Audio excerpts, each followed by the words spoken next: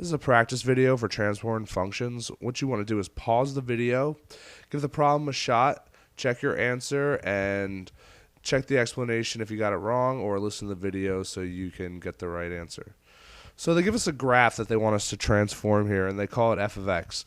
They don't actually give us any more of the function notation, but this is a type of piecewise function. It's called a piecewise function because it's made up of three pieces. You can see you have one line segment with positive slope, a horizontal line segment with slope of 0, and another line segment with negative slope. Kind of looks like a trapezoid, but if I fill in the bottom, it wouldn't be a function anymore.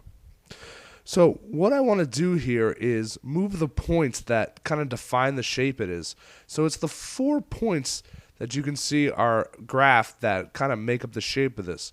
So if I can move those 4 points, then I can move the shape around using the transformation they're describing.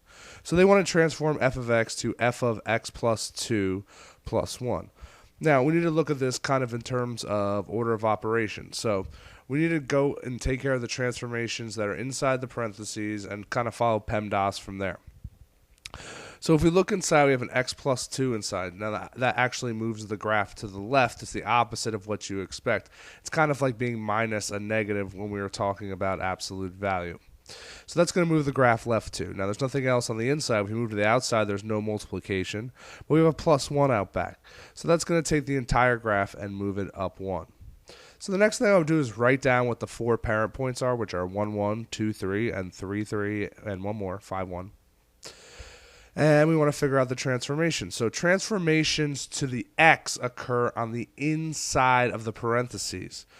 So the inside's kind of evil because it makes you think a little bit backwards. So it's left 2, so you're going to take the x and subtract 2, even though it says plus 2 inside, because it's kind of opposite. Remember, it's like minus a negative.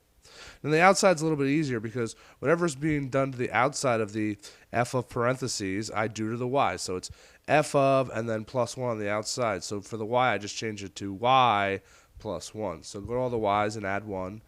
1 plus 1 is 2, 1 plus 3 is 4, 1 plus 3 is 4, 1 plus 1 is 2.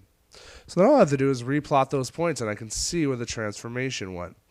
I can either look at the graph to decide when the transformation is, but you're probably better off being able to look at the x plus 2 inside and knowing that's left 2, and the plus 1 outside and knowing that's up 1.